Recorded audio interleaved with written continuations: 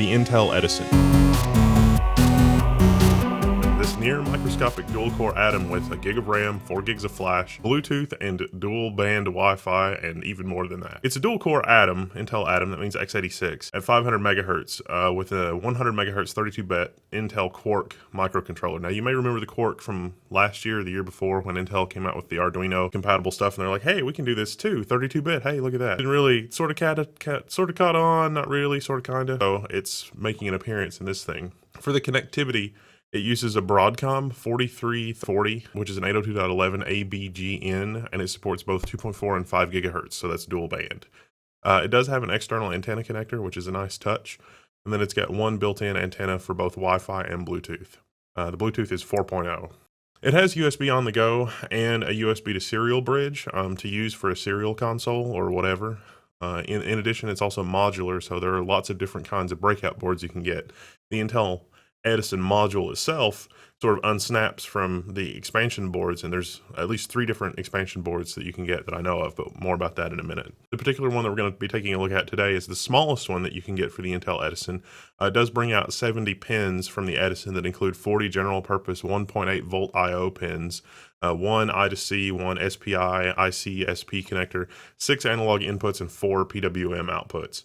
Now, even though, you know, the 70 pins are on 0.1 inch, so it's pretty easy to solder, the I/O pins are at 1.8 volts. And so almost nothing uses 1.8 volts that you would get from like SparkFun or like Arduino accessories or whatever.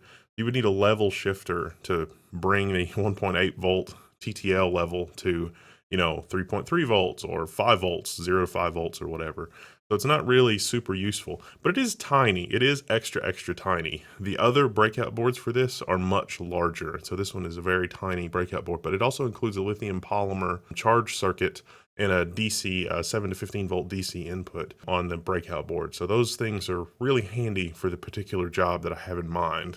More about that in a moment. Now, the most popular breakout board for this, and the first one that came out for the Edison, was the Arduino compatible breakout board. It's pretty big, but it's got the expansion module so that you can get the Arduino shields and basically just plug them in, and then the Edison can interface with those Arduino breakout boards. It's basically pin compatible. The only real sticking point is that some Arduino shields depend on 6 PWM outputs. This thing only has 4 PWM outputs, so if you're doing anything with an Arduino shield that requires 6 PWM outputs, the Edison only does 4 PWM outputs. But in terms of general purpose I/O and all that sort of thing, basically it's fine. The thing that I really miss on the small breakout board is a micro SD slot. The larger breakout boards have that. The Arduino compatible one has that.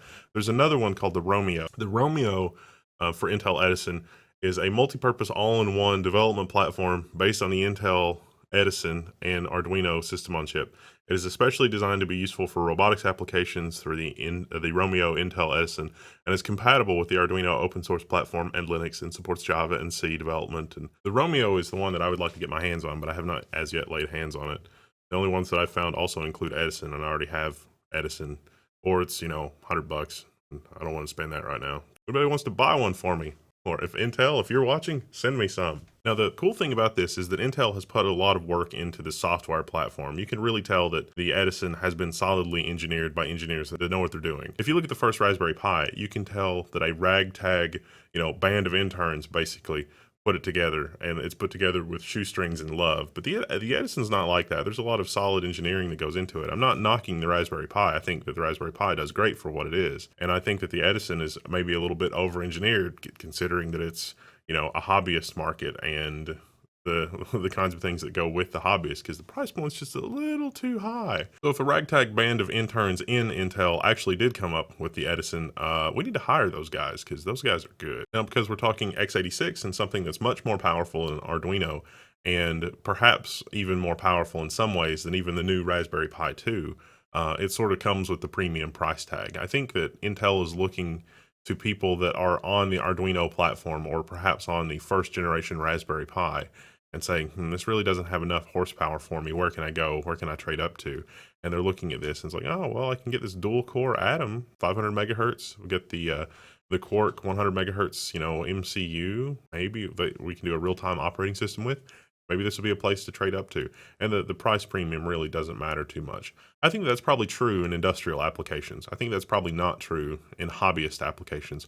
Although Intel seems to want the hobbyist market, or at least the emerging invention market, because they've had some contests. The selfie drone, like the guy was wearing the drone around his wrist, and it's like he unsnaps it and it flies away, and it goes and takes a selfie and then comes back.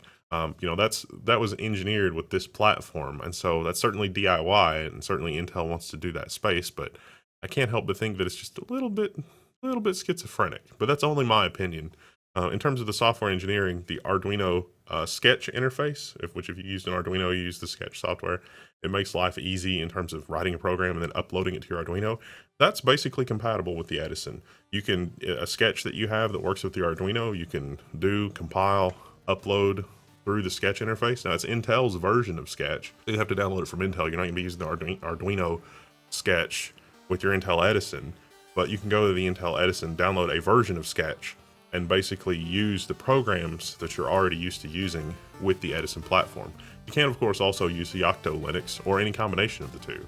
So in our case, we're going to be using Yocto Linux, but that's more about my secret project in a minute. I'd really like to see more people developing with this, not necessarily because it's x86, but because it's an interesting mix of hardware features in a very, very compact package. I think that Intel is fairly serious about competing in this scene, and I'd really like to see what kind of projects you guys come up with. So let's take a look at my project.